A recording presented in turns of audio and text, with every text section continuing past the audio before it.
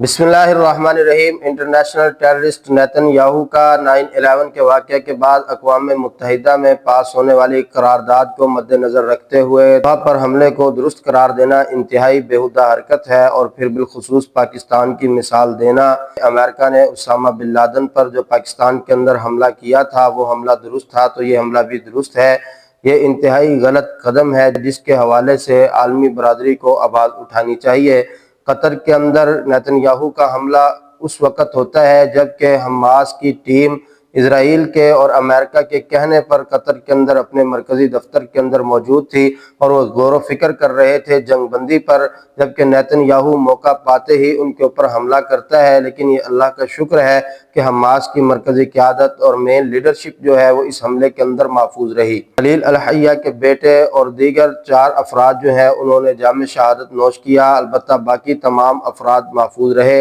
اور پھر امریکہ کی جانب سے ایک بیان سامنے آیا جو ایک علامتی بیان تھا کہ امریکہ اسرائیل کے اس حملے سے خوش نہیں ہے، جبکہ ٹرمپ نیتن یاہو سے بات کرتے ہوئے کہتے ہیں کہ آپ نے جو حملہ کیا اس میں کامیابی حاصل ہوئی یا نہیں ہوئی، تو نیتن یاہو کہتے ہیں کہ کامیابی حاصل نہیں ہوئی، لیکن دوبارہ کامیابی کی امید کی جا سکتی ہے۔ اس سے پتہ چلتا ہے کہ ٹرمپ کے جو مذمت کے بیانات ہیں وہ سارے کے سارے بے بنیاد بیانات ہیں، وہ صرف اور صرف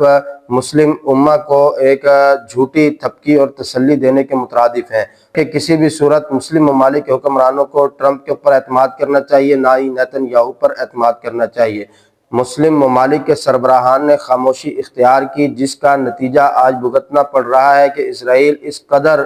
دندناتا پھر رہا ہے کہ اس نے قطر کے اندر ایک مذاکراتی ٹیم کے اوپر حملہ کر دیا۔ اب اس ساری صورتحال کو مد نظر رکھتے ہوئے مسلم ممالک کے حکمران، کیونکہ حالیہ دنوں میں اسرائیل عرب ممالک کے اوپر کثیر تعداد میں حملے کر چکا ہے، جن کے اندر شام شامل ہے، عراق شامل ہے، لبنان شامل ہے، یمن شامل ہے، اور اسی طرح غزہ اور فلسطین کو کافی دنوں سے اس نے اکھاڑے کا میدان بنایا ہوا ہے۔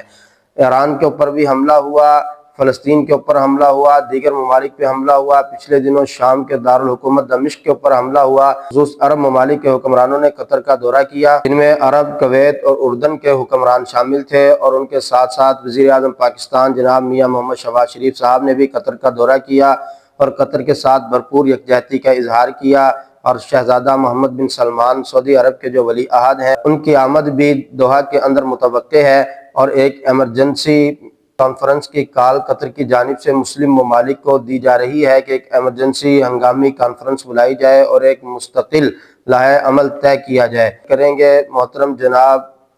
ذوالفقار علی بھٹو مرحوم کا کہ 1974 میں جب OIC کا اجلاس پاکستان کے اندر ہوا تھا تو اس وقت انہوں نے تجویز دی تھی تمام مسلم ممالک کو چاہیے کہ وہ اپنی ایک مشترکہ فوج بنائیں۔ اگر کوئی بھی ملک مسلم ممالک میں سے کسی پر بھی حملہ آور ہوتا ہے تو یہ فوج مل کر اس کا دفاع کرے گی، لیکن اس تجویز کو پسند تو کیا گیا، اس کے اوپر عمل نہیں کیا گیا۔ تو حالیہ دنوں میں اشد ضرورت ہے کہ تمام مسلم ممالک مل کر ایک مشترکہ فوج بنائیں، اور وہ فوج جس بھی ملک پر کوئی بھی قوت حملہ کرے اس کا وہ مقابلہ کریں اور اس کے سامنے وہ کھڑے ہوں۔ اگر اس طرح نہ کیا گیا تو دن بدن اسرائیل کی جارحیت بڑھتی جائے گی، اور ٹرمپ کا تو یہی کام ہے کہ پہلے زخم پہنچانا ہے اور پھر مرہم پٹی کے لیے آ جانا ہے۔ اور یہ ایک شرمناک بات ہے کہ مسلم ممالک کے حکمرانوں نے ٹرمپ کو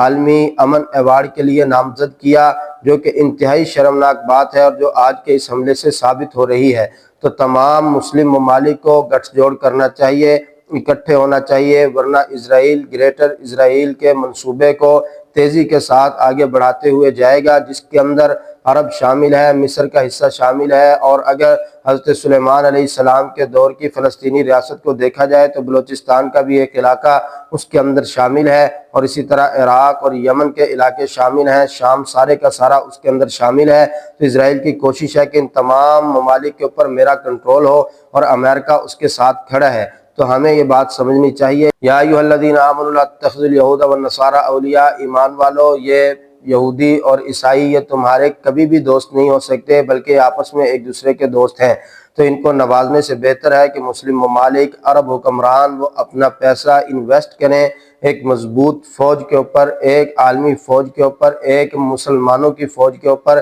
ایک اسلام کے نام پر فوج کے اوپر، کہ کسی کو جرت نہ ہو کسی مسلم ممالک میں سے کسی ایک پر بھی وہ حملہ آور ہو، ورنہ اس پیسے کا، اس مال و دولت کا کوئی فائدہ نہیں ہے۔ حالیہ دنوں قطر کے پاس پیسہ وافر مقدار میں ہے، معدنیات وافر مقدار میں ہیں، گیس اور تیل کے ذخائر ان کے پاس ہیں، لیکن قطر یہ پاور نہیں رکھتا کہ وہ اسرائیل کو یہ بات کہے کہ ہم تمہیں منہ توڑ جواب دیں گے، یا اسرائیل نے قطر پہ حملہ کیا اور قطر فوری طور پر اسرائیل پہ اٹیک کرتا، یہ پاور اس کے پاس نہیں ہے۔ اس کی وجہ یہ ہے کہ پیسہ دیگر چیزوں پر خرچ کرنے کی بجائے مسلمانوں کے لیے جو قرآن کریم میں حکم دیا گیا ہے وَأَعِدُّوا لَهُم مَّا اسْتَطَعْتُم مِّن قُوَّةٍ، وہ دشمن کے حوالے سے ہر وقت تیار رہیں، ان کے پاس اپنی آرمی مضبوط ہونی چاہیے، اسلحہ مضبوط ہونا چاہیے، ان کے پاس اپنے ہتھیار مضبوط ہونے چاہیے تاکہ کوئی یہ جرت نہ کر سکے۔ پچھلے دنوں ایران نے قطر پہ حملہ کیا اور اس کے بعد آج اسرائیل کو قطر پر حملے کی جرت ہوئی، اور جو ٹرمپ کا کردار اس وقت تھا وہی ٹرمپ کا کردار